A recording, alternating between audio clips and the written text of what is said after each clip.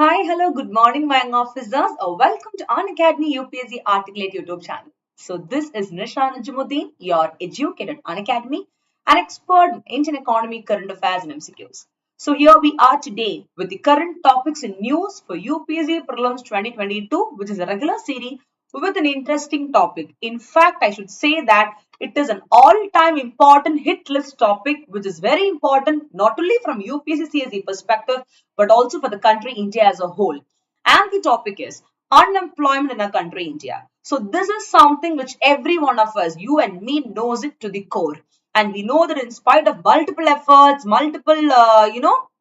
efforts taken by the government also, we are unable to figure out a complete solution, or let's say a one-stop solution, due to so many reasons for the so-called biggest social evil, which is unemployment. So in this regular 6 a.m. live sessions, okay, actually this particular series, it happens on a daily basis from 6 a.m. to 7 a.m. in the early morning. And for today, we'll be doing the session at this time due to few technical glitches. Anyways, guys, when the clock strikes 6 a.m. every Monday to Saturday, you will have the current topics and news for UPSC CSE 2022 out there. And today, as you all know, the topic of discussion is none other than unemployment in India, which is the biggest social evil for a country's progress. Not only a country, India. If you see any other country, be it any other country, this is one big social issue that has to be addressed. Clear?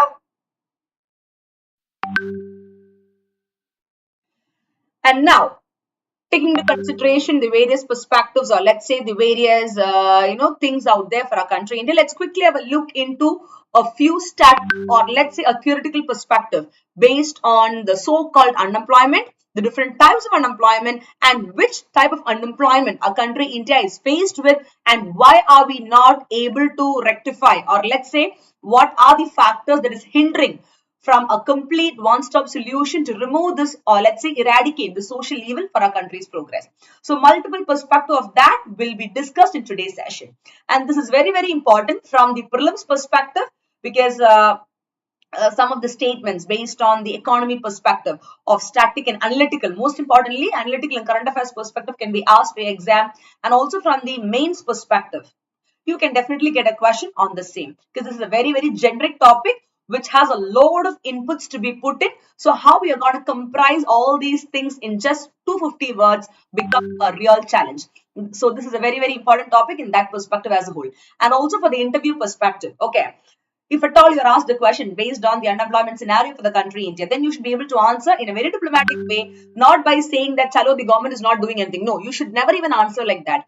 Rather, it should be in such a manner that we are taking efforts, but then somewhere or the other, due to few hurdles or obstacles, it has to be rectified, or let's say tightened to achieve the desired results. So taking into consideration all these perspectives, today let's quickly have a look into this topic of discussion. Yes, Soham, good morning.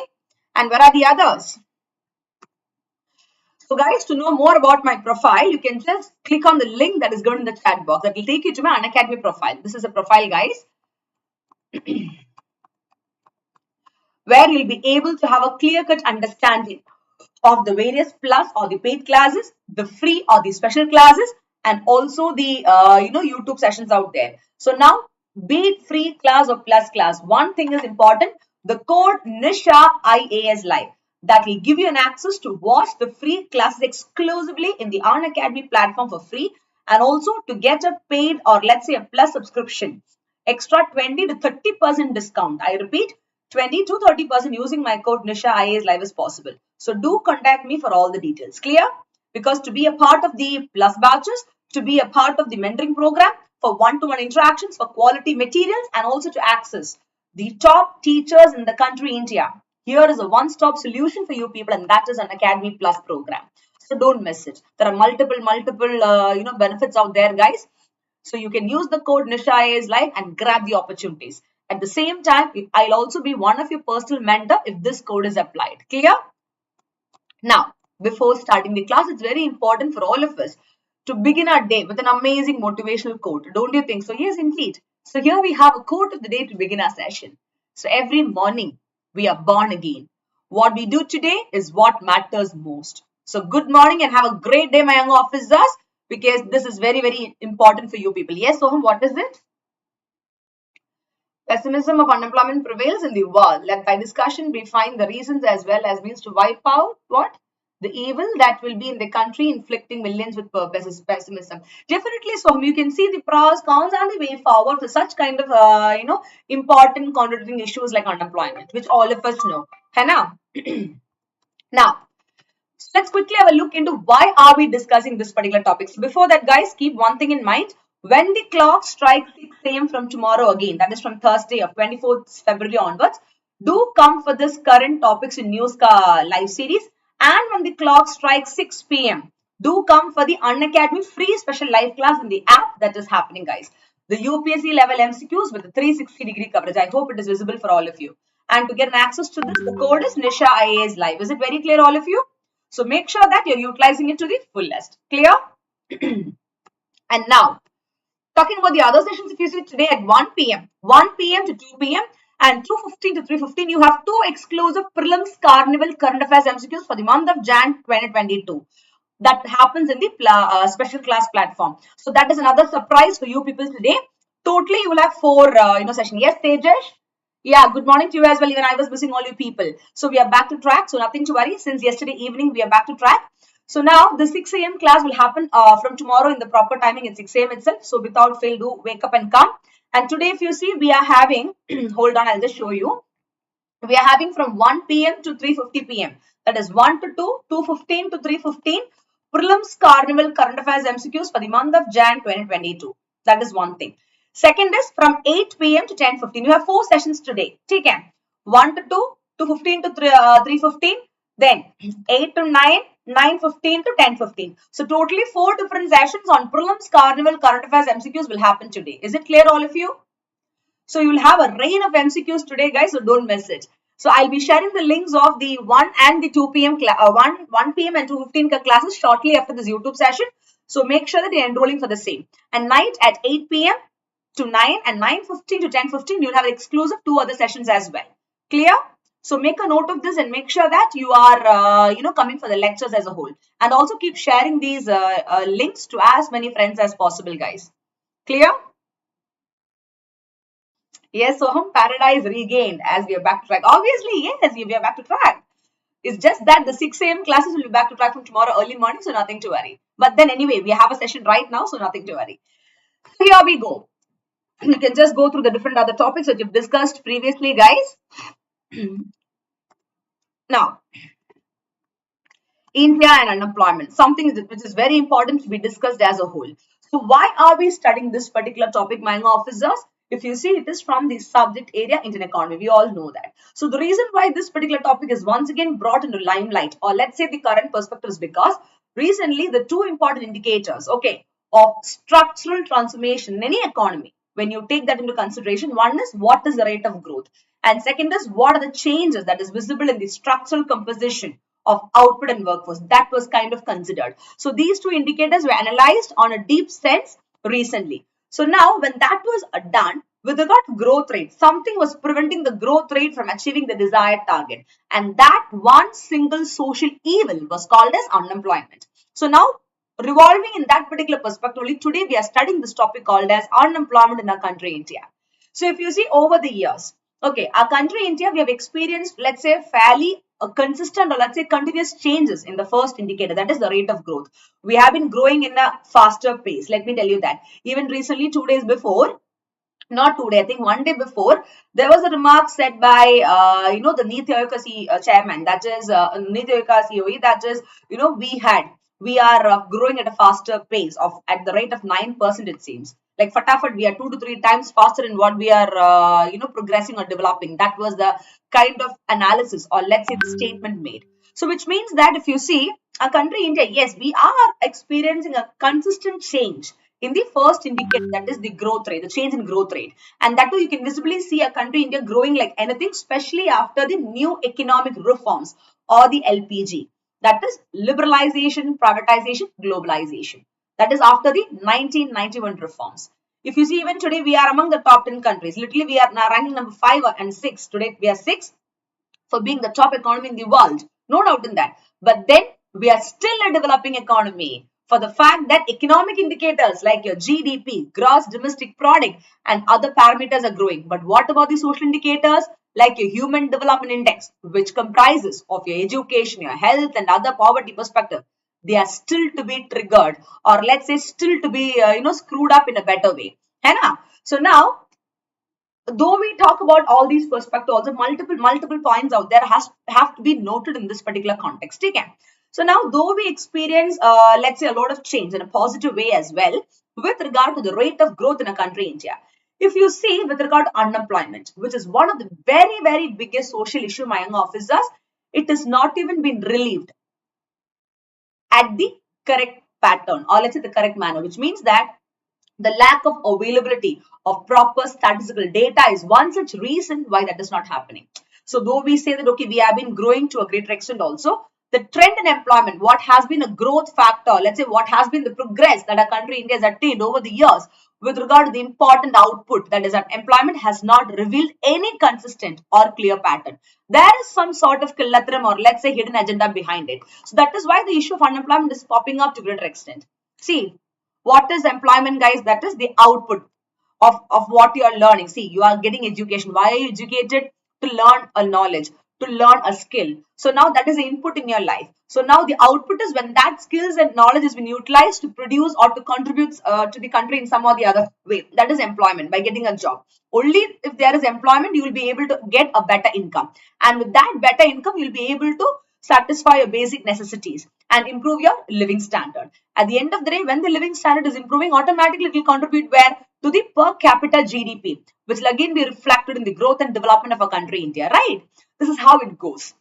If there is no employment, then what happens? Oh my goodness, again, the next 3 to 4 social evils combined with this so-called concept like poverty, malnutrition, hunger, this, all these things come up, which is actually destroying the structural transformation of our country, India, in an upside down perspective. When one side is improving, the other side is going down, wherein the factor called simultaneous or let's say balanced development is not happening. That is the place where, all these loopholes have to be rectified. Clear? And unemployment is one such factor where you need to give more attention, because if there is no employment, if there is no income, you cannot even think of wiping out, eradicating the issues like poverty, hunger, etc., This is again one of the biggest social evil. So you can see the root causes of unemployment, guys, which is giving pathway for all these other big social evil. So once this is rectified, come on, half the problems can be solved out to a greater extent. Clear? Now, in this particular context, I also want you people to have a better understanding with regard to the formalization and informalization of sectors. Because in employment only, you have the formal sector and informal sector coming up. Already, I have done a class called as formalization of informal sector is the need of the hour. I hope it is clear to all of you. Those who have missed that particular session, what you do is you can just see on, I think I've done that. Let me check. Yeah, that was done on February 2nd. India's economy and the challenge of informality. Okay, so you can just watch that particular session, the same YouTube channel in the playlist. It is available, so you can watch the same as well to have a better understanding or a continuity of the same thing. That was the last session we did, I believe, right? So you can just go through that as well. So now back to the topic of discussion. Yes, Team Imao, good morning to you as well. If you see, having understood this perspective, and also if you see there is something called as PLFS. What is that? Periodic labor force. So now, though the periodic labor force survey shows an increment or let's say an increase in the worker to population ratio and also reducing or narrowing the so-called gender gap in employment in the recent past, I can tell you that though these things are showing out a positive results also, let me tell you, the biggest social evil called as unemployment scenario of a country, India, still remains disappointing. Come on, there is something to be found out, or this is something that makes all of us think. Come on, the periodic labor force survey, that this subkuch is showing a great result. It is saying that the gender gap has decreased, the employment is increasing, the between males and females also is working really well. But then, what is happening to the employment perspective? Why is the unemployment scenario is disappointing for our country, India? Why is that figure so high for us always? So this is something which makes us think. In spite of multiple developments, in spite of multiple, progress also, this is to be rectified. And this is not just in terms of data or paper. This is reflected with regard to the country's poor people, the vulnerable population who are being subjected to poverty, hunger, malnutrition, micronutrient deficiency, etc., etc. because that is hampering the HDI, Human Development Index. Am I right? So now, keeping all these things in mind, we're quickly going to have an understanding of this particular topic. So now, the reason why once again India's unemployment, or let's say unemployment in a country, India, has been discussed is because of this particular perspective. Here, we are not discussing because of the data released by one particular organization, or let's say due to some other perspective. Rather, a holistic understanding of this broad concept in a short, crisp, and to the point manner, which is called as the 360-degree coverage, will be done today. This is like analyzing. See, we are having a growth, we are having a structural change, and we are doing great with regard to a lot of things of employment and all. But still, the figure of unemployment is huge for us. Why? So it makes you think in two different dimensions. Come on, one side it is projected so well, and we could see results also. But on the other side, a huge gap is still there. A vacuum of gap is still there. Why is it happening? And what can we do about it? How can we rectify it? All these things will be discussed in today's class. Did you understand, my young officers? Yes, Kunal, good morning. Yeah, I'm doing good. I have a small issue in the eyes. That's why in the early morning, I couldn't take this class. If you see, it is swelled up. It's getting better now on my right eye. Sorry, left eye.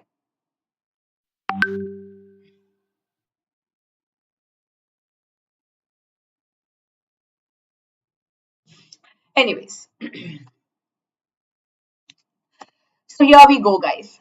Now, before going to the other current affairs perspective, having understood the reason why or the context why we are studying this, let's quickly have a look into the static portion, a quick revision of what is unemployment all about, the definition of that in a literal sense. Because if you see, there is something called as worker. Okay. According to the census definition of worker, who is a worker? Somebody who is working in an organization, a factory, or a institution, and who is getting paid for whatever he or she does. That is what is the meaning of worker. But now, according to census, the definition of worker is different. Different in the context that it has even more a broad meaning. So now there was a question in UPSC Prelims, guys, based on according to census definition of worker. A worker is somebody who works even without getting a remuneration, and who is contributing to the productive capacity of the economy. So you will think that without remuneration or salary wages, who will work? On a common sense perspective or a logical perspective, you think like that. But in reality, guys, here remuneration is not considered. According to the census definition of a worker, a person is called as worker when he or she is working and contributing to the economic productivity of the country even without the remuneration. It is the right answer. You understand? So now there are so many traps and tricks which UPSC will use to twist you even for this simple definition. So due to which for unemployment also, let's quickly have a look into the static portion. So now such kind of silly mistakes and simple tricks and tips can be easily understood by you people, which the UPSC put forward for you. Because for the 6 p.m. MCQ class, we work out on multiple questions, Hannah, of the similar nature. So this will be useful for you as well. And you remember the so-called census worker definition we have discussed before also. Here we go regarding unemployment. A quick look at the static portion of this topic. So now, when do you say there is unemployment? Very simple. We say unemployment is there when a person who is actively searching for employment is unable to find work. That is you and me. When voluntarily, when you say that, okay, I am not interested to work, that is not unemployment. After getting a degree or without getting degree, whatever, you are another person, okay, he or she, or let's say you or me, we are finding work, finding, but you're unable to find a work which is suiting your profile, or even forget about your profile. You're not even able to find a work at all in spite of the efforts or searches that you do. Such a scenario is defined as unemployment. And now, why is this important, guys? Because if you want to measure the health of the economy, the real health of the economy, now unemployment is very important, because that is the one particular indicator of metric which tells us what is the state or the real condition of the condition of our country, India. Because of the factor called as unemployment, a load of multiple social evils are accompanied with it, like your poverty, like your malnutrition, your hunger, etc., right? So this is to be focused to a greater extent. And if you see, the most frequent measure of unemployment, that is, how do you measure unemployment? That is the unemployment rate. And what is unemployment rate, my young officers? It is nothing but the number of unemployment people divided by the number of people in the labor force. That is, what is the total number of people who are not employed divided by what is the number of people who are in the labor force. So you get a figure that's called as unemployment rate. And that is how we use to measure what unemployment for the country India. Clear? Which is indeed one of the most important metric or measure which depicts or shows or reflects the real condition or the status or the health of our country India. Clear? Now, according to NSSO, National Sample Survey Organization. How do they define employment and unemployment, guys? Come on. They define employment and unemployment on the following activity status of an individual. For example, somebody who is engaged in an economic activity with or without remuneration is a secondary criteria. As long as they are engaged in the productive activity of the economy or they're contributing economically, now they're called as employed. And somebody who's searching for a job and they're unable to find a job, they are called as unemployed. This is how the NSSO has defined individuals under the categories called as employed and unemployed. Clear? Another category is called as neither seeking nor available for work. I do not know in which category they should be put up. That is also unemployment, but that is voluntary unemployment. You understand? Now, talking about the first two categories, that is the employed and unemployed people, people who are contributing to the economic activity and people who want to contribute but they cannot find a work, these two constitute the labor force. And the unemployment rate is actually based on the above two, whereas neither seeking nor available for work is something which is voluntary in nature. That is, you do not want to work also and you're not interested for that. So that kind of people cannot be taken into consideration when you calculate the unemployment rate. Unemployment rate can be calculated only with people who are employed and also who wants to find a job but couldn't find a job. You got the point? Clear? Thus, unemployment rate is equal to unemployed workers divided by the total labor force. That is the one who is employed into 100. Then you get a figure and that's called as unemployment rate. Did you understand? Yes, Deepesh? Perfect. So now, a quick look into the different types of unemployment for our country. We know that there are multiple types of unemployment. And now this particular topic is important from the prelims perspective because a quick look into the static portion of it will enable you to have a better understanding of the practical or the analytical perspective of that in the question for the prelims perspective. Clear? So now the very first type is, disguised unemployment. The moment you hear the term disguised unemployment, the next thing that comes to your brain is what? With regard to agriculture. The agriculture laborers or let's say agriculture workers, mostly they are in the nature of disguised unemployment. That is a key word to be memorized. So now once you understand the meaning of disguised unemployment, no matter practically or let's say analytically a question is coming for the prelims examination also you can answer because they always ask the current affairs perspective of this particular topics, right? So taking into consideration that, let's quickly revise what is disguised unemployment. So now if you want to say some particular group or section of people is under the category called as disguised unemployment, then it is a phenomena where more people are employed than actually needed. And that is primarily, you can trace that in the so-called primary sector of the economy, that is agriculture, and also in all the informal or the unorganized sectors of a country, India. For example, in an agricultural land, okay, you need only 10 people to work. And when 10 people are working in the agricultural land, the output is 50%. Now, an additional 5 more people, an additional or a marginal marginal workers, additional workers are added. So it became 10 plus 15. So the output is supposed to be 75 or 100%. But then the output is again the same 50%. So now what is the point over there? Okay, फायदा है कुछ नहीं है ना? There is no point at all in employing extra 5 people. It's just that you are giving an opportunity for the people to work in, but the output remains the same. It does not contribute much to the productivity level as a whole.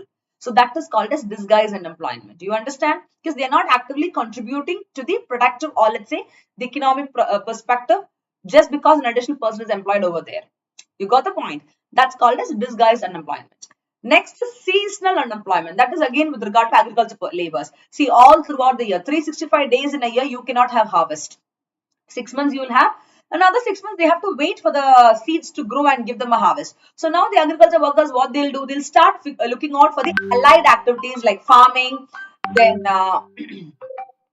like farming, not farming, sorry, like fishing, poultry, forestry, mining, quarrying, etc., poultry farming and all, right? So now an unemployment that occurs during certain seasons of the year, it's called the seasonal unemployment. Because we know in agriculture, not every year you have the harvest. So then you have to find another sort of employment as a whole. Clear?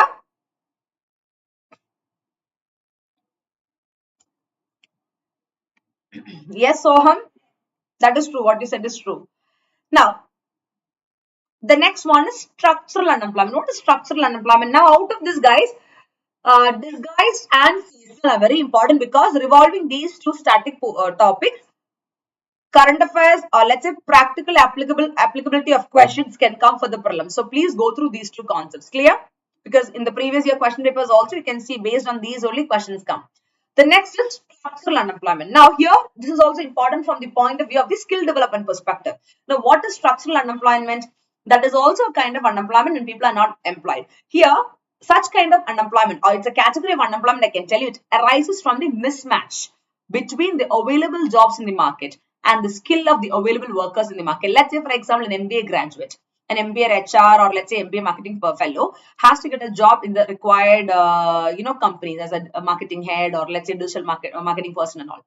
But when they are working as a waiter in the hotel, are their skills utilized?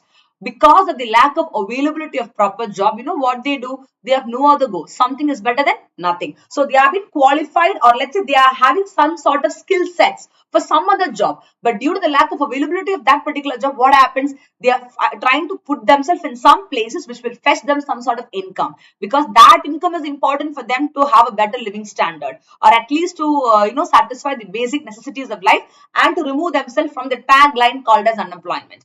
So now whatever skills they have is not utilized at all. Rather, they have been utilizing it in some or the other perspective, which is not matching at all. This is called as structural unemployment. The structure or the pattern in which you are trained, or you are qualified or skilled, is not been utilized.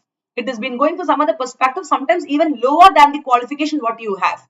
You understand? And you see, many people in our country, India, they do not get jobs due to what? Lack of required skills. And also sometimes if you see, the next category is sometimes there is job availability. Okay, you will have even be a graduate, but the factor called skill development, or the required technical or skills that you need to have, will not be available. And some time if you see, the education level will be so poor that again they'll miss the opportunity. So now it becomes quite difficult to train these people also. So now a structural shift will happen. So there are two different dimensions in the context called as structural unemployment. One is with regard to lowering of the qualifications and then working. Another category is they do not even have the required skill. And also the education level is quite lower. So two different categories are there, guys, which will lead to a change in the structure of employment called as structural unemployment. Is it very clear, all of you? Yes, Deepesh, what is it?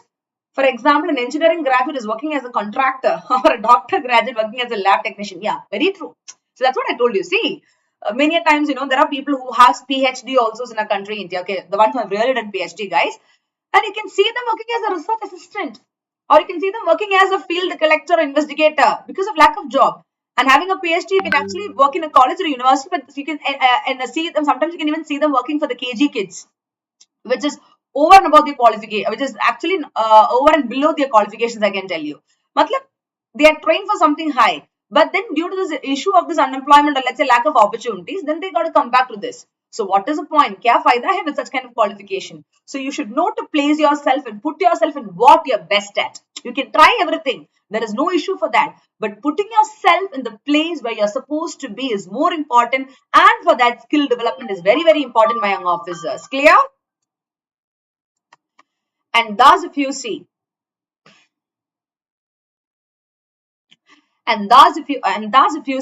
in this particular context, another related current affairs topics to be understood is skill development.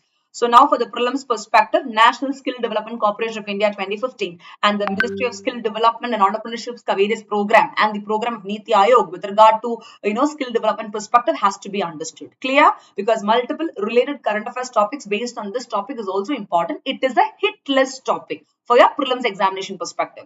In the 6 p.m. regular MCQ class, I keep on telling you all this. So kindly make a note of it. Clear?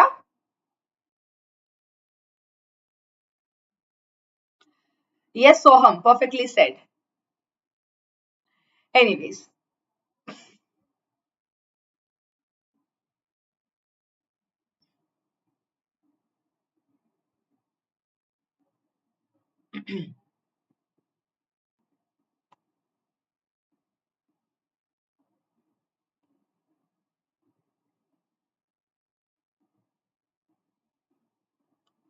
Yes, guys, am I audible and visible to you people?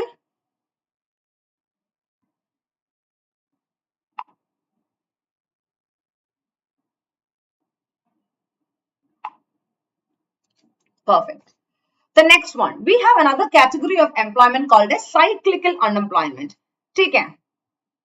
Now, cyclical unemployment is one kind of unemployment where it is a result of business cycle. What is business cycle, guys? I have told you this before. Don't think it is a snake. Actually, it is a business cycle. Let me tell you that. So now this is how a business cycle looks. है ना? The top portion is called as boom period and the lower portion is called as depression. And the middle phase, or let's say the medium, is called as recession. So now boom is period is a period where you have so much of employment, you have every single things at the peak. The inflation, employment, सब कुछ is at the peak, I can tell you. But that is again a myth, I can tell you. Whereas depression is the opposite, when everything is coming to a standstill. When there is no development, no investments, no employment, inflation, सब कुछ like that.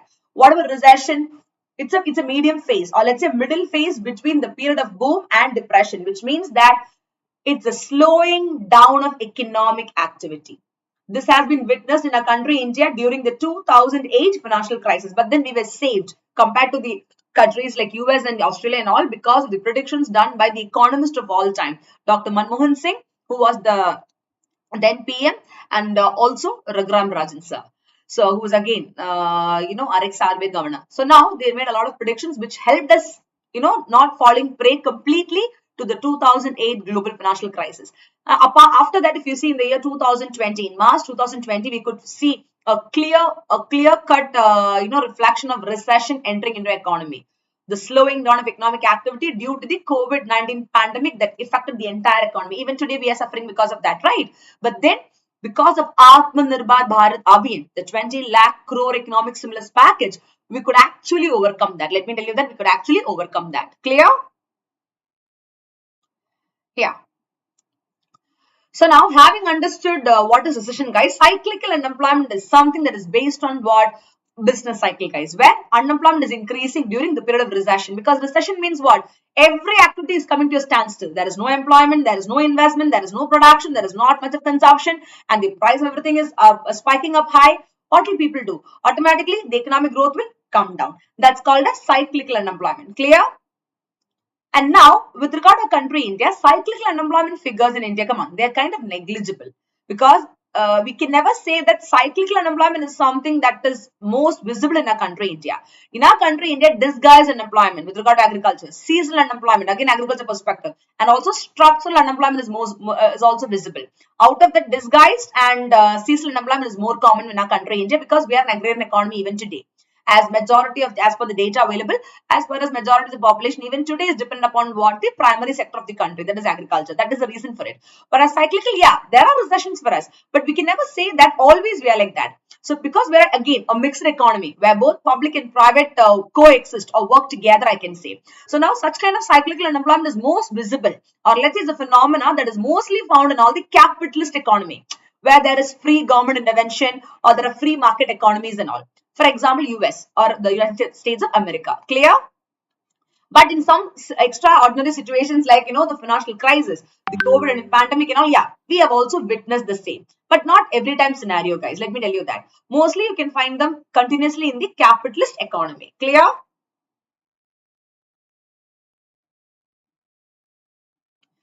The next kind of unemployment is technological unemployment. Now, this technology is because, see, today you have one technology, tomorrow you'll have another technology. Let's take the case of AI, artificial intelligence. There are multiple, domains in that. Or let's take the case of IoT, Internet of Things. Or let's take the case of edge computing, cloud computing. Or let's take the case of the, other technological changes with regard to industry or a company or a factory or even agriculture. So now a lot of people lose the jobs because they're not upgraded, or let's say they're not having the so-called required skill due to change in technology. So now comes the importance of national skill development of our country, India, guys, which was initiated since 2015. And the objective is what? Skill, upskill, reskill. We know that majority of population of our country, India, especially in the rural part, the rural youth, they are either unskilled or semi-skilled. So now to skill them, to upskill and to reskill. Reskill means the ones are already skilled will be even more trained to give the best desired output, to make them the survival of the fittest category. You understand? So now when upskilling and reskilling is there, obviously we can solve the issue of technological unemployment, guys. That is something that is understandable. And also with regard to, better level of education in an analytical or let's say skillful manner, which is called as vocational training, that has been happening in most of the schools and colleges out there. So this kind of unemployment can be solved to a greater extent. This is not something that you cannot solve. Okay, this can be solved. But when there is a loss of job due to change in technology, that is called as technological unemployment. If you see in the year 2016, you know what happened? World Bank predicted that, the data predicted that the proportion of jobs threatened by automation in a country, India, was 69%, which is more than the over and above the average, guys, year on year. So, but slowly now, since then skill development and other things are happening, we are able to rectify this. We can never say that it is not rectified. We are able to do it. Take care. Now, the next kind of unemployment is frictional unemployment. What is friction? When you drive a bicycle, friction, you say you need to have more friction for that to go. So now something in that context, but not exactly the physics context, guys. It is an economic perspective. So frictional unemployment is something where you are searching for unemployment. It's also called as search unemployment. Friction. The more and more you're moving forward.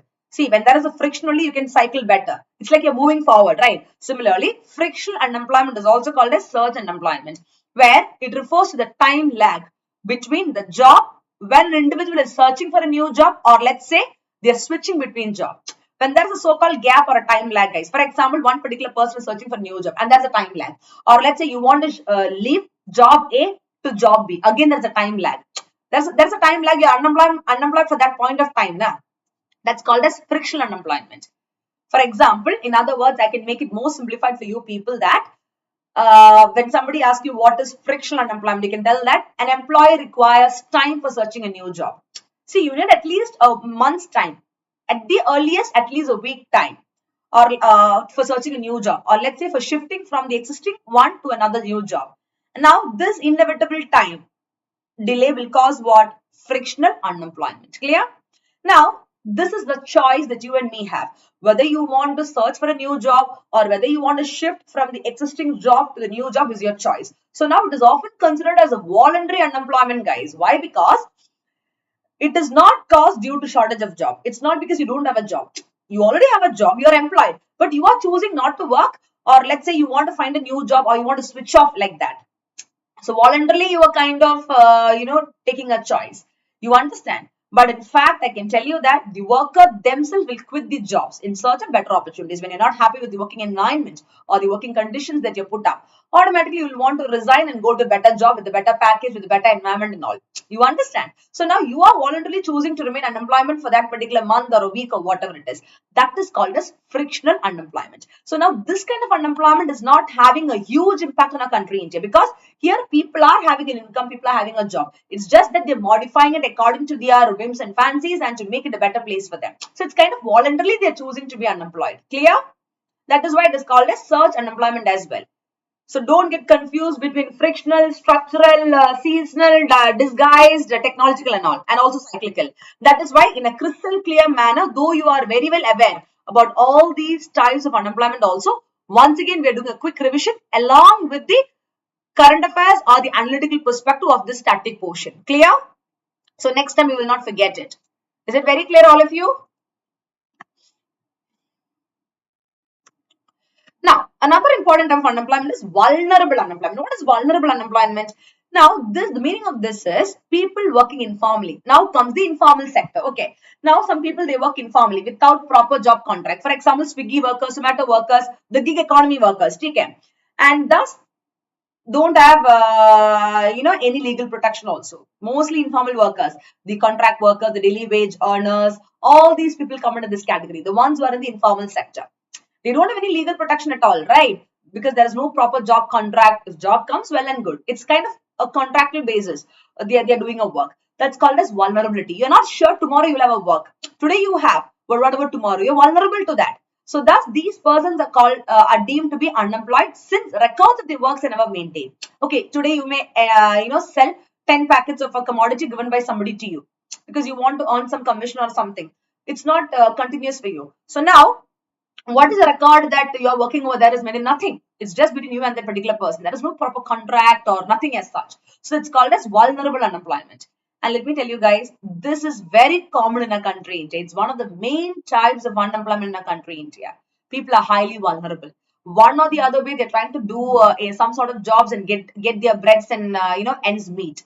But then it's not continuous for a day or two or three, but not after that. And again, it can happen in the next month or the next week. It keeps fluctuating like that. So vulnerability is the highest, guys. Because of the factor called as unemployment, many a times people end up in such kind of vulnerable unemployment as well. Clear? Here I didn't use the term vulnerable unemployment. I use the term vulnerable employment, which means you're employed, but you're highly vulnerable. So what is it's equal to you being unemployed. You understand? It's very, very temporary in nature, I can tell you. And this is one of the main type of what unemployment in our country, India, called as vulnerable employment. Fine. Now, is it very clear, guys, the static portion of different types of employment? Unemployment. It's very important. So, for a quick revision perspective only, I took that for y'all. So, next time you don't make a mistake out of it. Perfect. Now, a quick look into the reasons or causes of unemployment in a country. There are multiple reasons and causes. So what I've done is I've segregated them under broad headings like social, economic, political, etc., etc. So now the very first reason or cause of unemployment for a country in a broader perspective is social factors. Now this is again a very controversial one, where we all know that in a country India the caste system is prevalent. Come on, it's a very raw truth, or let's say something that we are even able to see in the day-to-day life even today. What is happening in Karnataka, what is happening in the hijab row issues, what has happened before in the state of Kerala, what has happened before in in Gujarat, and what is happening currently with regard to the loudspeakers of the banning of that in the mosque, and some kuch like that, lot of things like that. So now in India the caste system is prevalent, no doubt in that. And if you see, the work is prohibited for some particular caste in some areas. That is why we have the scheduled caste, the scheduled tribe, and other backward classes, reservations, and other categories to bring them up. Not only the backward classes, even the general category people. It doesn't mean that just because you belong to one particular higher caste, or let's say Brahminical caste, you will be a rich person or affluent person, or you will have a job. No. Even there are people who doesn't have a proper source of income, and now there is something called as EWS, that is economically weaker sections of society, where 10% reservation is to be given to them in respect of educations or jobs or whatever it is. That is also a very, very good initiative taken by the government, I should tell you. Not only the lower caste, even the upper caste people who are not having a proper income source is also supported. So now, though all these things are there, yes, Adfilan, educational basement should be changed to develop skills of people. Obviously, yes, that is a reality. It has to be. Otherwise, there is no point there. Kya fayda hai? Hai na? So now, talking about the reasons or causes of unemployment is one, a social factor, because of the fact that the social evil called as caste system is still prevalent. If caste system is prevalent in a positive way, that is good. But what is happening in the country India is totally the other way around, due to which multiple issues are popping up. If you see, for example, in big joint families in our country India, having big business, many such persons, okay, they'll be available who do not do any work and depend on the joint income of the family. So due to which their productivity is not utilized, they're not able to work out, and the ones who really want to do also is not being given an opportunity. So such kind of social factors, is one of the major reasons for what unemployment in a country India. And let me tell you something, it is not just somebody who's educated and who wants to work is not getting a work is only unemployed. That is the meaning of unemployment. But there are so many people out there, especially the women in urban areas, or let's say some of the affluent people, who in spite of having educational qualification, financial background also, they'll say, I have all this, then why do I want to work? That's their choice. That's their right of individuality, whatever. But then they're forgetting to understand that they are supposed to contribute to the economic or the productive activity of the economy in some or the other way by putting themselves in some or the other job, which will fetch them a revenue. But then more than revenue, it's about their contribution as well for the education, or let's say for the literacy that they have received. You understand? So there are a section of people who doesn't even go for work also because they have. So you may think that, ma'am, when they have income, why would they even go and work? That is there. But then when you think about as a responsible Indian citizen, your contribution is also important to keep yourself updated, to keep yourself as an inspiration to others, and also, to contribute for the country's activity on a greater perspective. That is indeed important. And now with regard to the gender perspective, if you see male, female, or women-man ratio perspective, the gap is shown not only because women are not, or girls are not given opportunity. It is because voluntarily many of them don't want to do. That's why the gap is even more prevalent there. So now there are some hidden, perspectives also to be analyzed in such kind of topics. Clear? Perfect. The next is rapid growth of population. That is very true, guys. One of the biggest reasons for unemployment, or let's say poverty, or let's say many of the social evils is population. India ranked number 2 in the world economy after China for the population growth. It is said that by the year 2050, we will rank number 1 if we are going in the same manner. China has imposed a tax on the second child, but India cannot do that. If you think of even doing that, fatafat, left, right, center, you will get. That is a different thing. So that cannot be done in a country at a faster pace. But we can educate the people, we can create awareness and restrict the population to minimum of, minimum 1 and maximum 2. Some people are having 3, 4, 5 seats, their choice. But then at least if you are having a more population, let's say more children, then you should be able to feed the growing population. Should have the capacity also. Because see, though people say population is a burden also, as an economist, I will say that population is an asset. If you're able to convert that asset as a human resource and utilize them to the fullest by making sure that they have food security and they are not subjected to various social evils like poverty, unemployment, etc., etc. If these conditions are satisfied, then there is no issue for the number to increase, because more and more human resources included needed for us as well, for our country India's growth. You got the point. Anyways, but taking into consideration the scenario that is happening in the country, I can tell you that rapid growth of population, that too the poor population, leading to so many other social evil, has been a very, very constant issue, guys, with regard to unemployment. Because that is one of the reasons where people are not having job, the burden is increasing, and what will you do to feed this growing population? It becomes a big question mark. Next is dominance of agriculture. Even today, guys, as per the 2022 data is concerned, I will not say 50%, but approximately 40% and above. 43% of labor force and 48.7% of people are still dependent upon agriculture. More or less the majority, I can say. But though majority is put up in the primary sector of the economy, that is agriculture also, what is their contribution towards GDP? Is it 50% or 20% at least? No. It is just 17 to 18%. Oh my goodness. This is a real pathetic data to be understood. This is something that is actually triggering, or let's say something that makes you think, oh my goodness, why is this happening? Hannah. So now, dominance of agriculture has caused a lot of issue, because mechanization of farms, or let's say use of modern technology and techniques, or let's say literacy of the people, all these things are lacking. Due to which, what is happening? We're not able to grow the agricultural sector, because even today nearly half the workforce is dependent on that. And in our country, India, agriculture is underdeveloped, in a status of underdevelopedness. And also they provide seasonal employment. So that is the reason we say that forget about urbanization. Let's start developing the rural India itself. That is why the Ministry of Rural Development has been brought in. That is why we are focusing more on the northeastern part of our country, India as a whole. You got the points. That is why multiple things like this has also been conducted.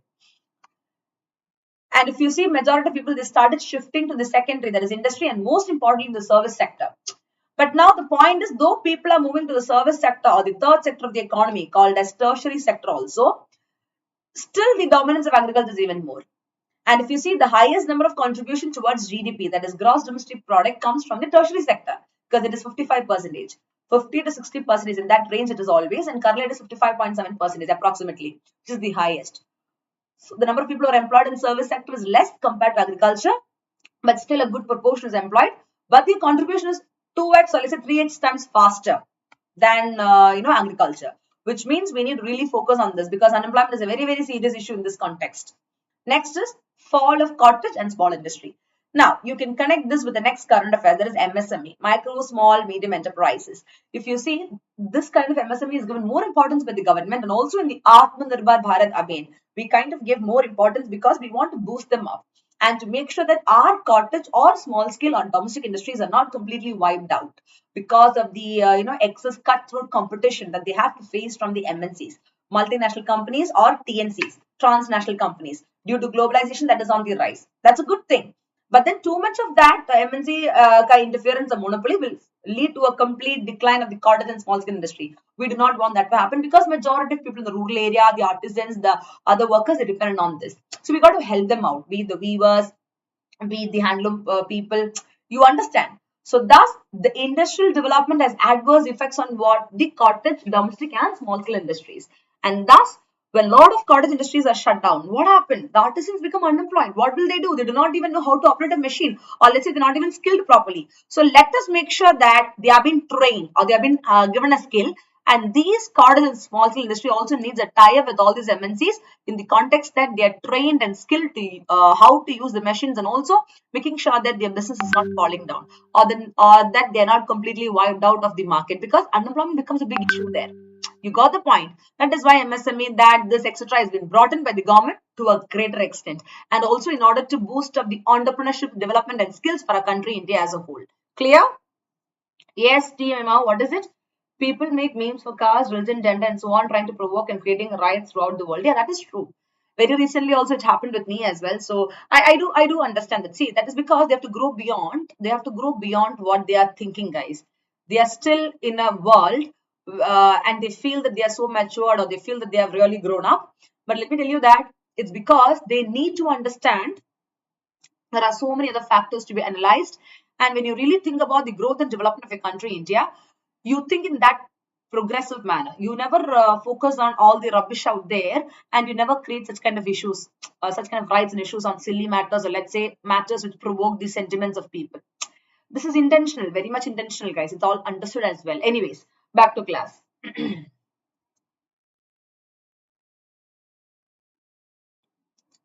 Is it very clear, guys?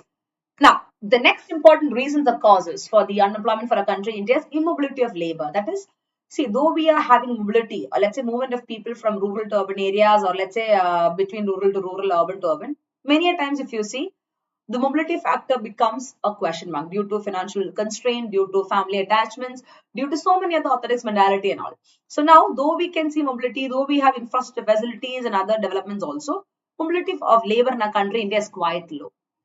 That's very true. See, even if you're educated, okay, sometimes you have been offered a very good opportunities. If you see my case also, I would love to travel across, no doubt in that. But sometimes at some point of time, due to the attachment you have to your family, to the people who are very close to you, near and dear ones, you will not feel to, kind of move from one place to another.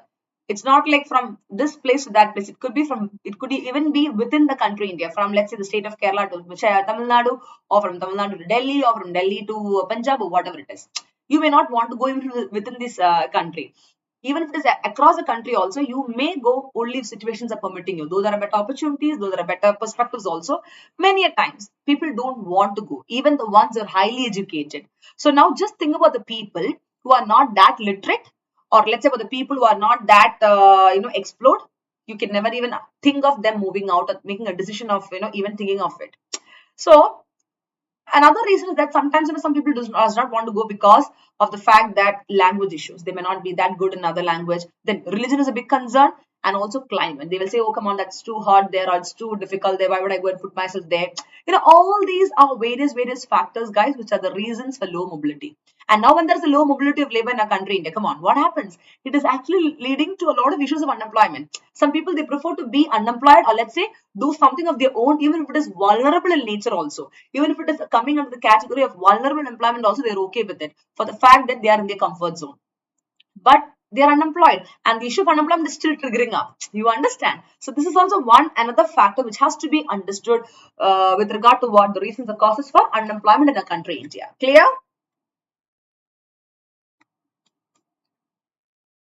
And don't you think so, guys? This is a factor which you, me, anybody would give a second thought. Yes, every one of us. Though we want to explore, though we get opportunities, also sometimes, kabhi we think. Tomorrow, when you become an IAS officer, you may be put in the east, west, north, south. But sometimes, after some point of time, you may give your representation that you want to be in your home cadre, or you want to be in this north side only, or only in the south side, or only in the northeastern side. You may give your representations accordingly also. Sometimes it may happen, sometimes it may not happen. But still, we have our choices. And sometimes some people, even the government officials, because they're not getting the cadre, or let's say they're not happy with the thing, they even go for resignation, VRS, voluntary resignations, they go. So there are multiple, scenarios out there, because this mobility is based on the individuality, mentality, and the circumstance, the situation in which a person is brought up. But at the end of the day, whatever, guys, when you talk about unemployment, come on, this is also one of the factors leading to that reasons for unemployment in a country, India. So in that perspective, we have to change it. Clear? Next is education system. What education? The defects or the flaws in the education system. If you see, with regard to the jobs that is available, or let's say the jobs in the capitalist world have become highly specialized. If you see US, UK and all, come on, the capitalist countries, come on, they have become highly specialized and they're very good. But India's education system does not provide the right training and specialization needed for these jobs, is what the survey or the research tells. See, we have a very good education system, let me tell you that. But then, technically, though we have also many times, because of lack of resources, because of lack of fund or whatever, they are unable to provide. Though we have those, concepts also, we're not able to give the fullest to the individuals or the youngsters out there. So that is why it is said that the education system of a country, India, is not able to give the right training in spite of the facilities, because of lack of resource or whatever, due to which they are not, fit enough for the jobs that is available in the capitalist, or let's say the other countries out there with a better package. Only very few people get training for that, who has a better source of income, and then they get placed. And thus many people are willing to work, become unemployed because they don't have a proper skill.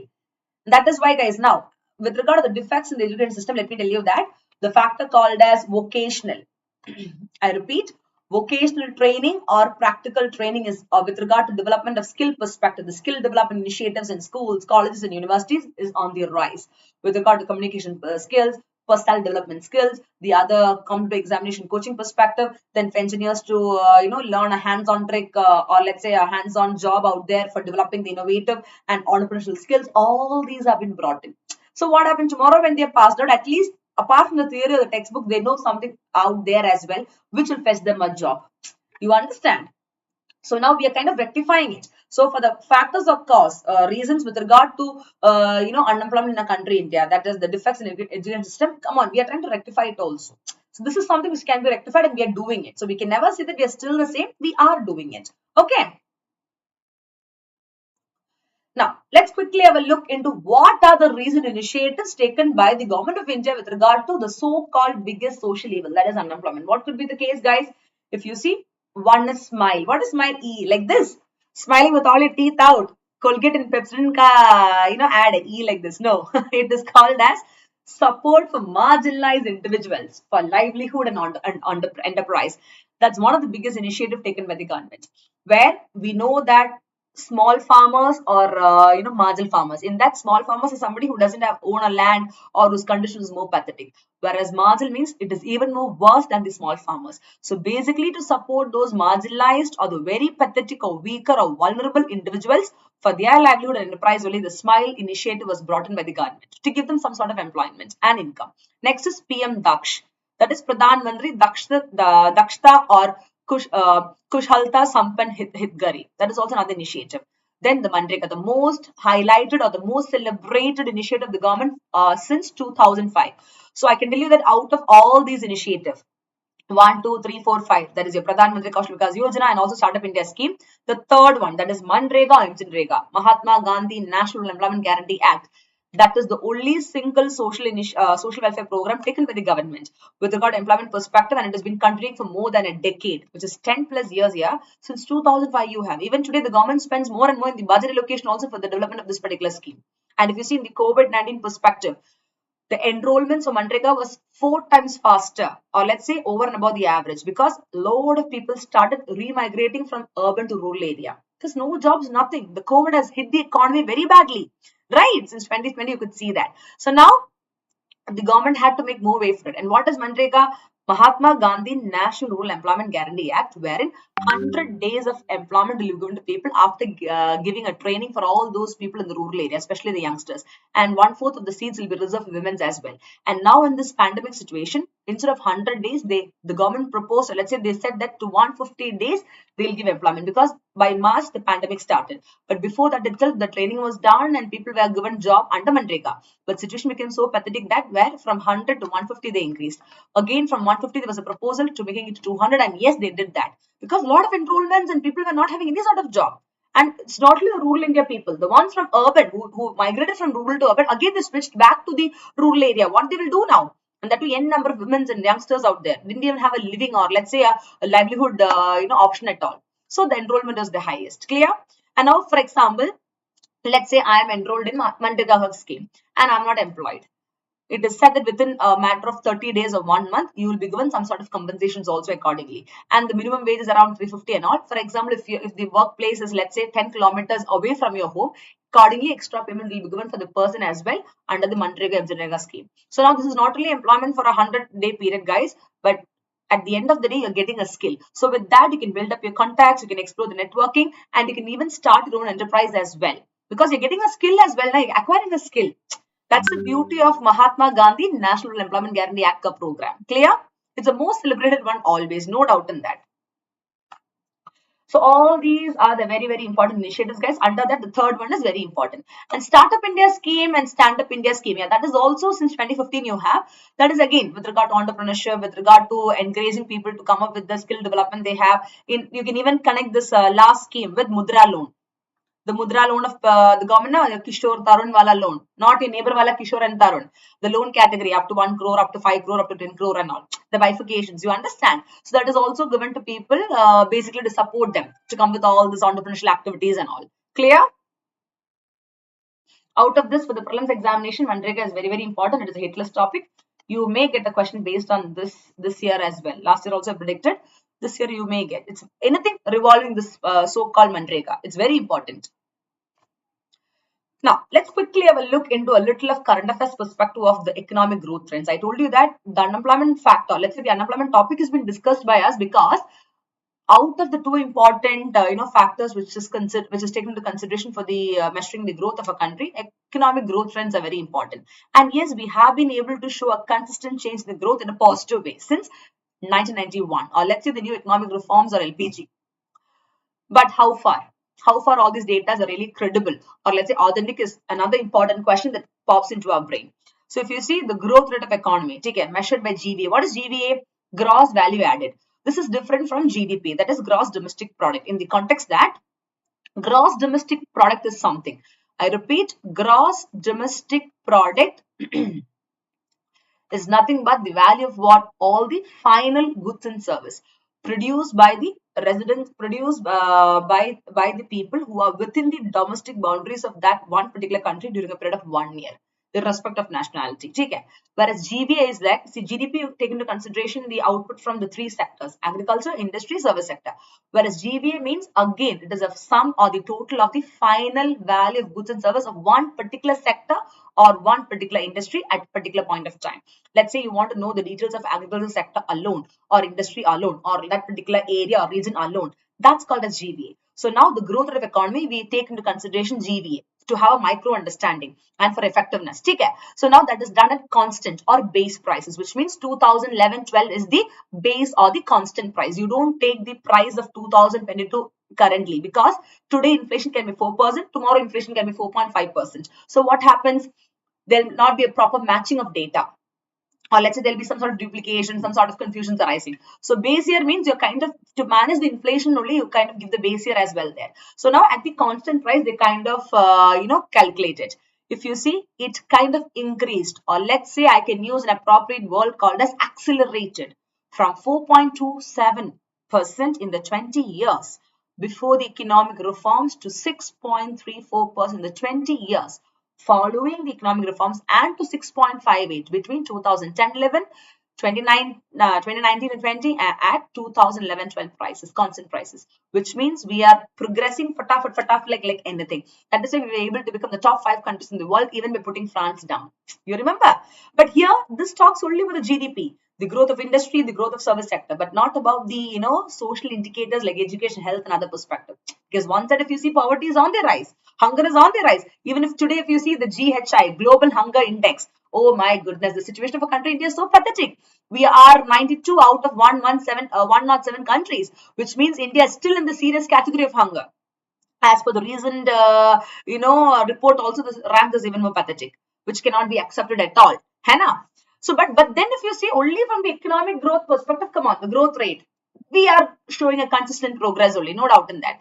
And now, when this growth rate is there, it is representing what this trend is showing, or let's say this growth trajectory was accompanied by a steady decline or a decrease in the share of agriculture from 30% in the year 1990 to 91, that is during the new economic reforms, to 18% in 2019-20, which means, the share of people from 85 became 80, then 70, 75, 60, 50, and now 48.9%.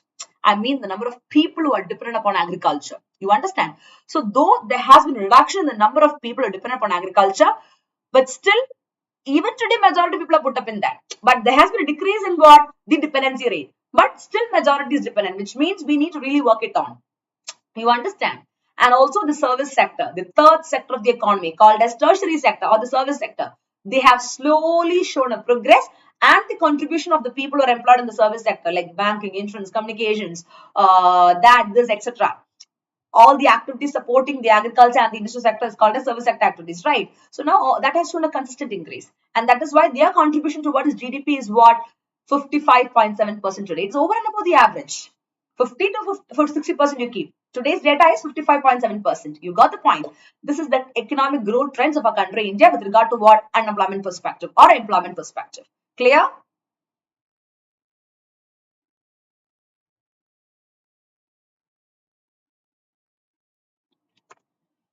Now, the next important and the interesting thing is, who tracks India's employment related data? Who tracks it? So normally people will say it is NSSO, National Sample Survey Organization, then CSO, Central Statistical Office. But let me tell you that today your NSSO and CSO is combined together, where you have ISO, Indian Statistical Office. Clear? So India's employment data is being recorded at ISO. So now, talking about the tracking of a country, India's employment related data is two major sources of data on workforce and employment has been the decennial population census and also the nationwide quinquennial survey, that is five yearly census now on employment and unemployment, that is done by NSSO. And if you see the quinquennial survey of NSSO, they give a data for, let's say, 2011 to 12 only. That is one thing to be understood. That is the reason you have something, one second guys, you have something called as PLFS, periodic labor force survey, which was started in the year 2017-18 on an annual or yearly basis. That is, until 2011 only you got the data of NSSO. But then after that you never had it properly, due to which you had to replace NSSO to PLFS, periodic labor force survey. Today we have that only. That is giving you a better detail, year by year, yearly, annually, what is the data out there. Clear? And now talking about PFLS, because that is the current affairs perspective. For the prelims also you can get questions based on that, my young officers. So talking about the PLFS, I can tell you that PLFS is actually India's first computer-based survey, which was launched by the National Statistical Office, NSO. CSO plus NSSO together is called as NSO, National Statistical Office, or ISO, Indian Statistical Office. Okay. In 2017, this is also called as ISO, NSO, ISO, whatever. A combination of both CSO plus NSSO together is called as NSO. Okay. And that has been your periodic labor force survey has been launched by them only. And they have been constituted based on recommendations of a committee which is headed by a person called as Amitabh Kundu. Clear? So what is the periodical labor force survey does, my young officers? The periodical labor force survey, if you see, what they do is it collects data on so many variables. For example, what is the level of unemployment? Point number one.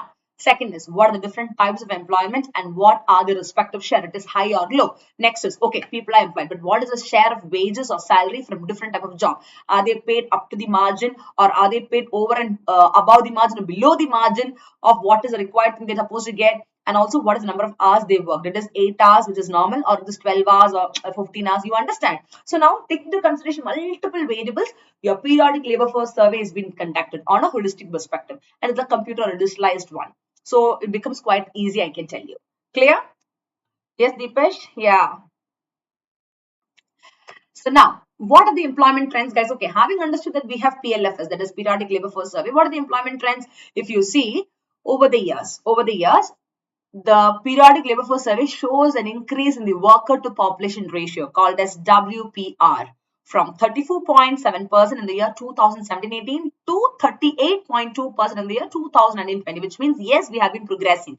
See, in the beginning of the class, I told you that though the periodic labor force survey is showing a great increase and narrowing the gender gap data with regard to employment also, in India's unemployment scenario, is still disappointing. That is also important. Please keep that in mind. Okay. And now, if you see with regard to the periodic labor force survey, come on, the data what has been shown to us, it's a reversal of the previous trend, which showed a decline in the work population ratio after 2004-5. It's a reversal. Once it was very much decreasing, but now the periodic labor force survey tells there is an increase in that, and there are better opportunities out there. And the change also implies or shows us what? That employment has increased at a much faster rate than growth in population. Now, it's time for you to use your brains. Do you really agree to this point? Do you think employment has increased at much faster rate? Look at the keyword, than growth in population. Oh my goodness. This is something that's highly contradictory. Compared to the growth in population, come on, employment is much faster, which means every single individual, you and me, everybody, or let's say every other people out there in the country should be employed.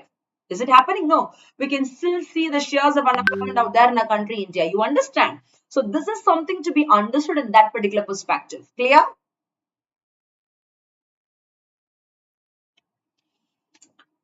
So which means this itself is a big kallatram out there, na? With regard to data, or let's say with regard to, whatever is put out. Anyways.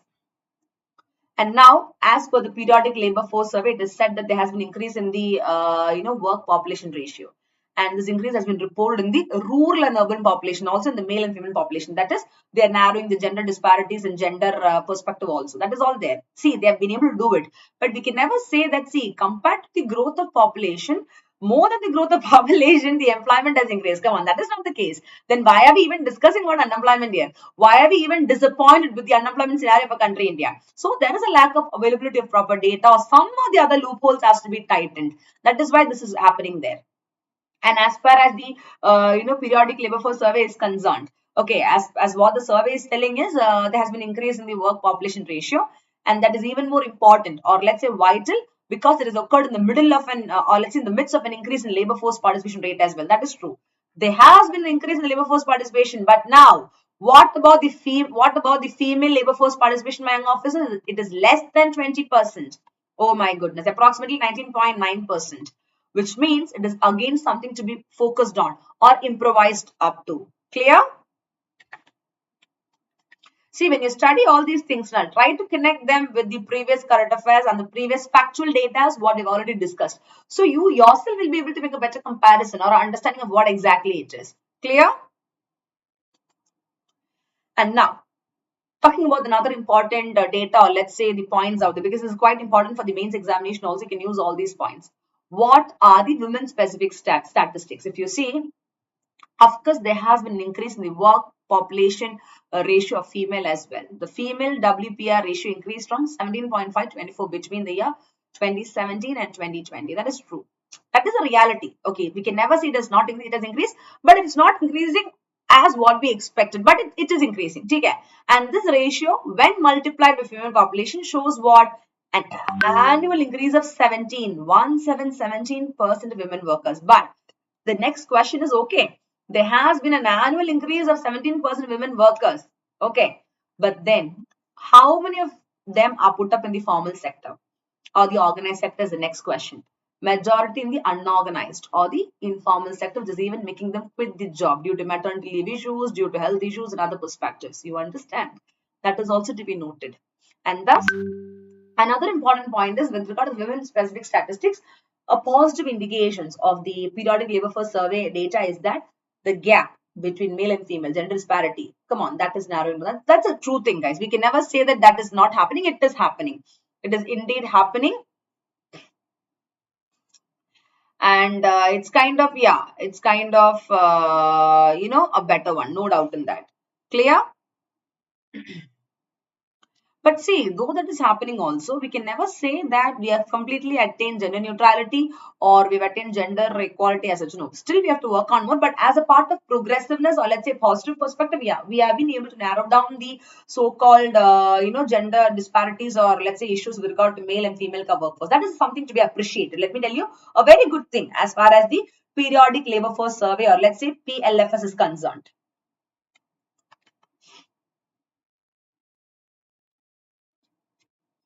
If you see again, as against let's say 100 male workers, there are 32 or let's say there were 32 female workers in the workforce in the year 2017-18. Yeah, but if you see in the year 2019-20, from this 32 it became 40. So we are progressing. If you see in the ministry of a concerned government also, almost you can see the womenism out there.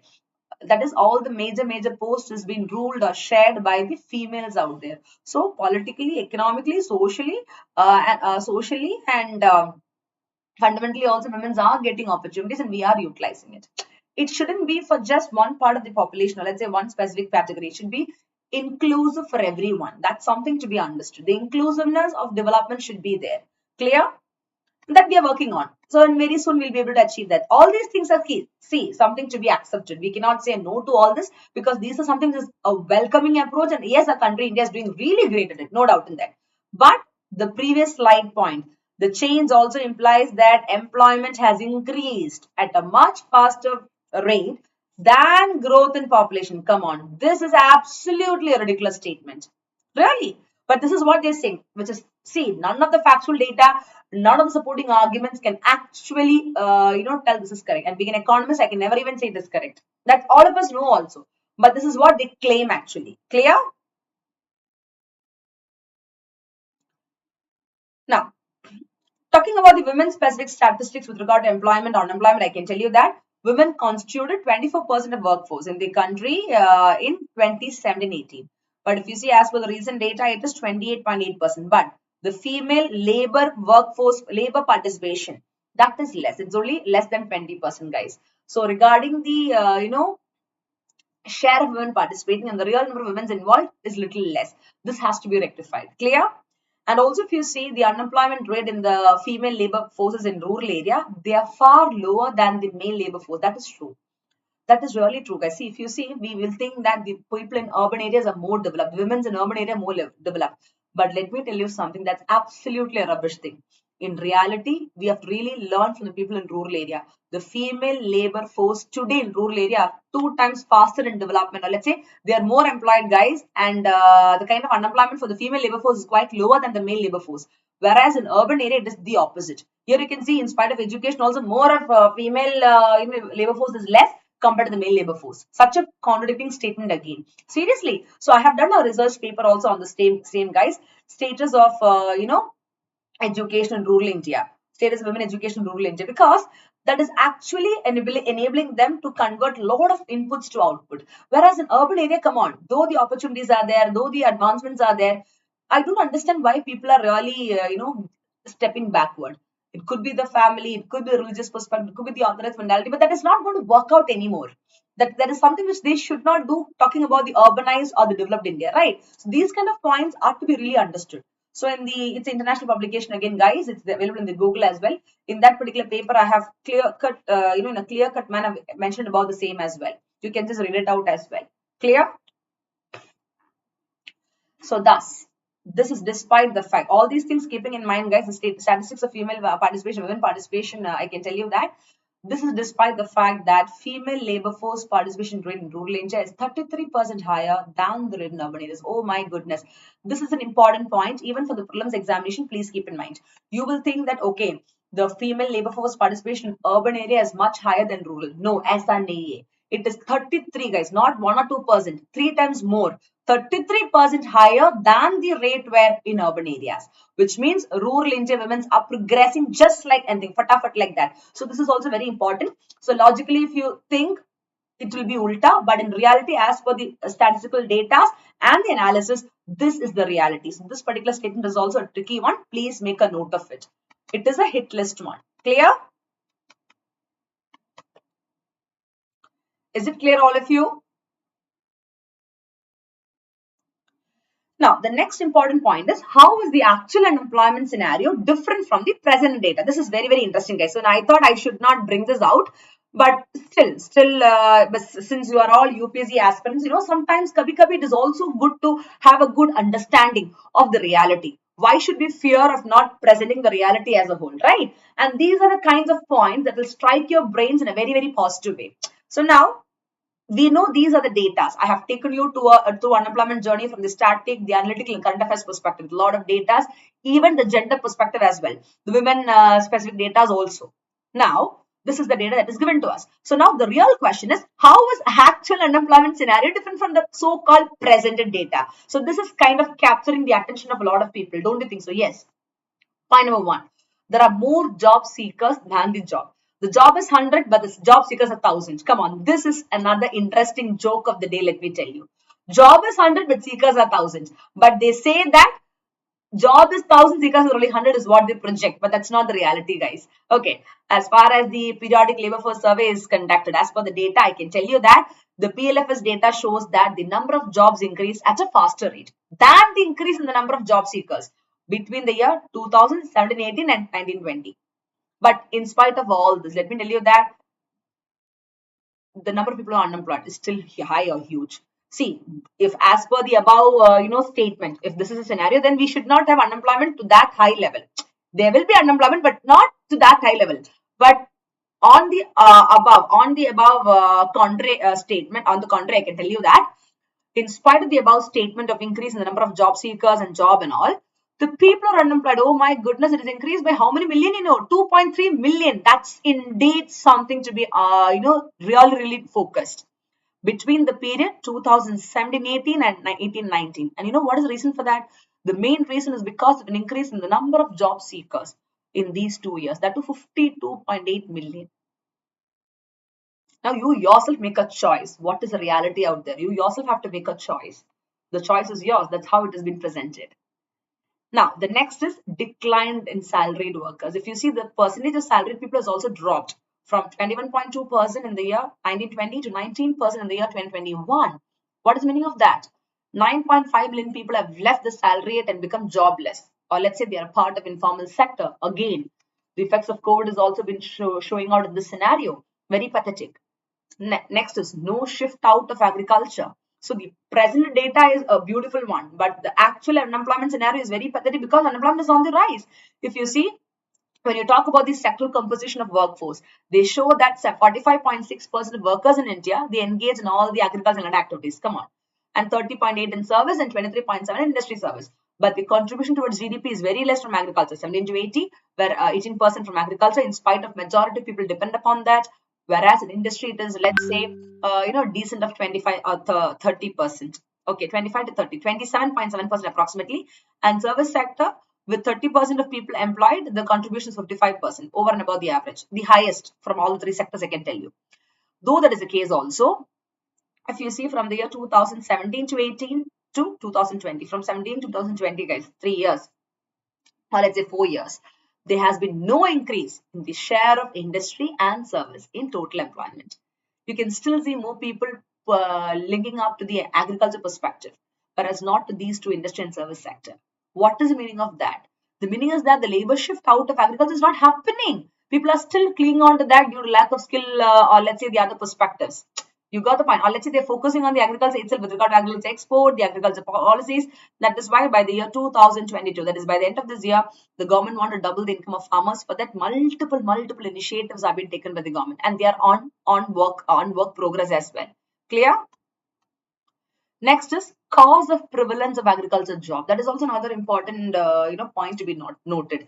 If you see the young labor force, okay, who have been getting educated every now and then, or let's say the young labor force who is getting increasingly educated, they want better remunerative work outside agriculture.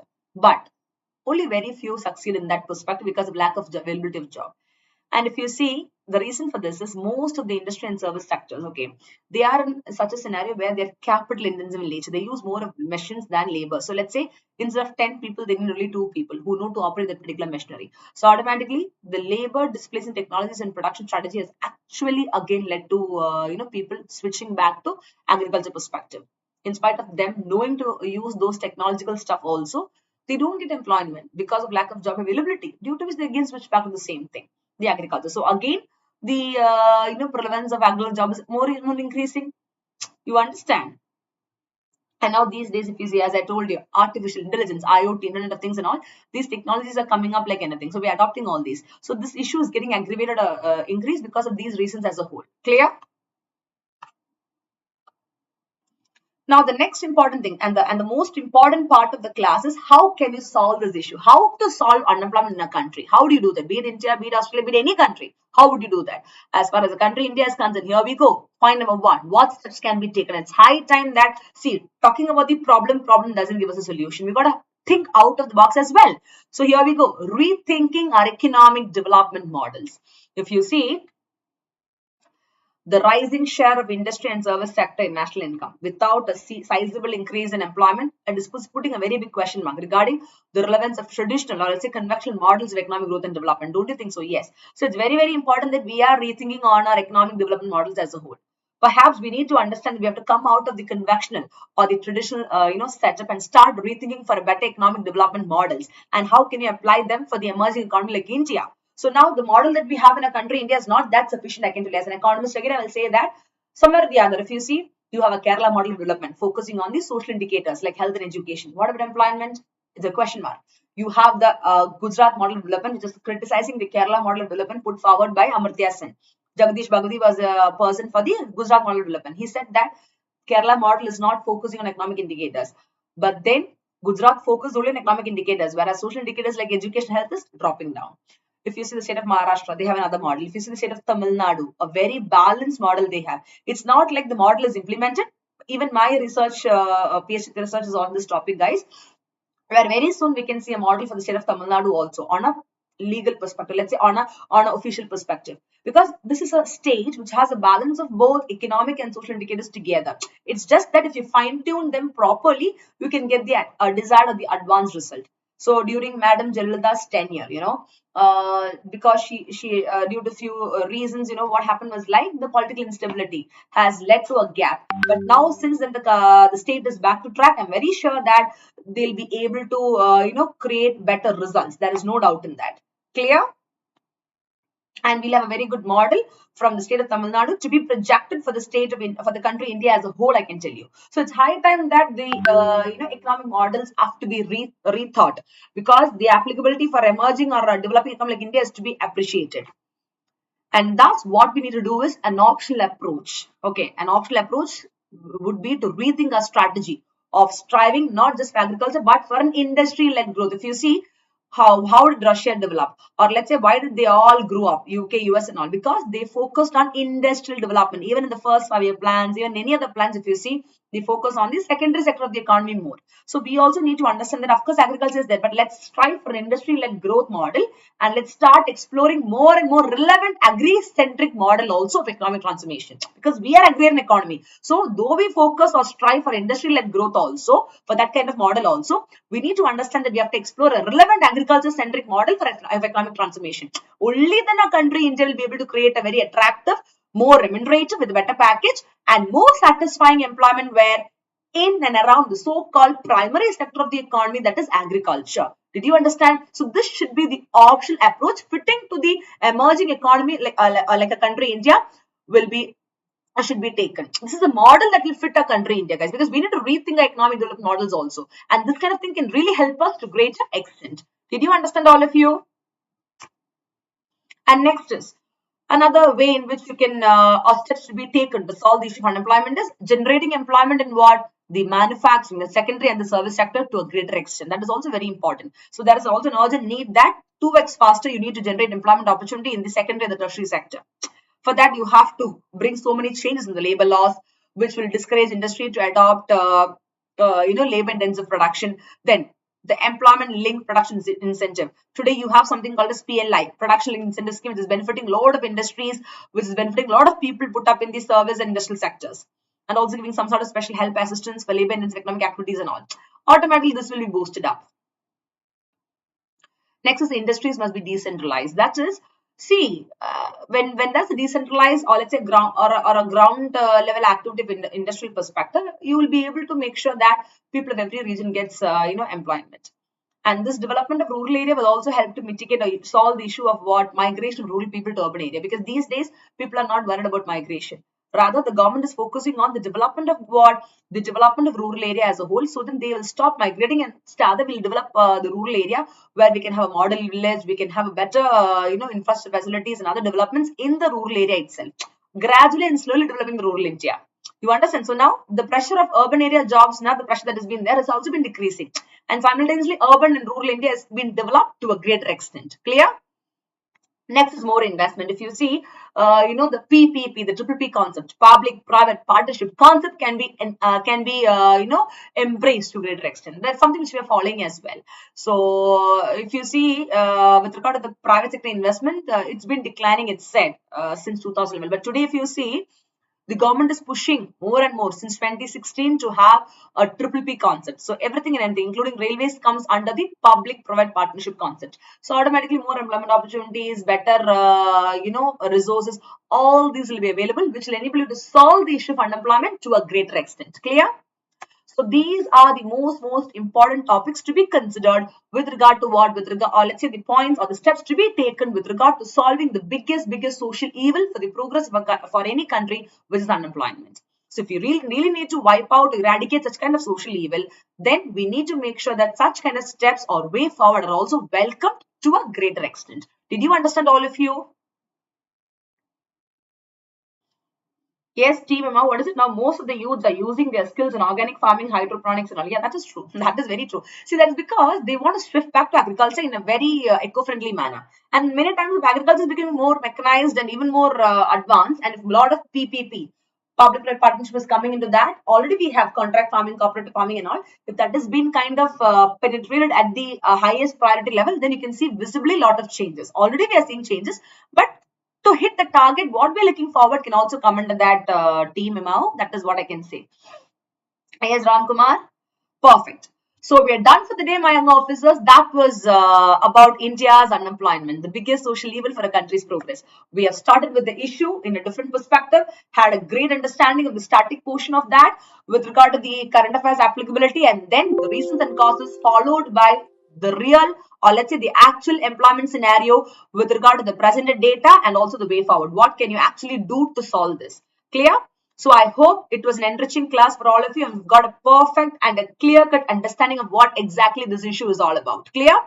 Instead of the regular conventional way of understanding or thinking about unemployment, guys, this is somewhat the another way in which you have to consider or let's say understand unemployment as well. We have to appreciate what a country or let's say what the government has taken the initiative. It's just that we need some more time or let's say more and more policies or let's say frameworks to tighten up. But still we are doing it, we are achieving progress. It's just that the multiple perspectives have to be rectified. Then come on, the success is in our hands, no doubt in that. Clear? So thank you so much. And now we are not going to wind up. You have exactly 5 minutes. It's 12:55 now. 1 to 2 p.m. and 2:15 to 3:15. You have the prelims carnival current affairs MCQs for the month of Jan 2022 in the Unacademy free special live class. So quickly come for that class. Click on the link in the chat box. Use the code Nisha IAS Live and come for that. Clear? So before leaving the class, don't forget to like the video, put your valuable comments in the comment box of this particular video and come tomorrow at 6 a.m. early morning for the same current topics news live class. Make sure that you're coming early morning so that you don't miss it. Clear? As of now, come for the free special live classes, guys. It is at 1 p.m. to 2 p.m., 2:15 to 3:15. After that, in the night, 8 to 9 p.m. and 9:15 to 10:15, you will have another 2 sessions. Totally 4 classes we'll have of the MCQ patterns in the Unacademy free special live class. Clear? So quickly come for that. And thank you so much, my young officers. We'll see you all tomorrow in the same YouTube channel with another interesting and hit list topic, which is very important for the UPSC Prelims and Mains examination. So till then, bye-bye. Have a great day. Thank you and Jai Hind.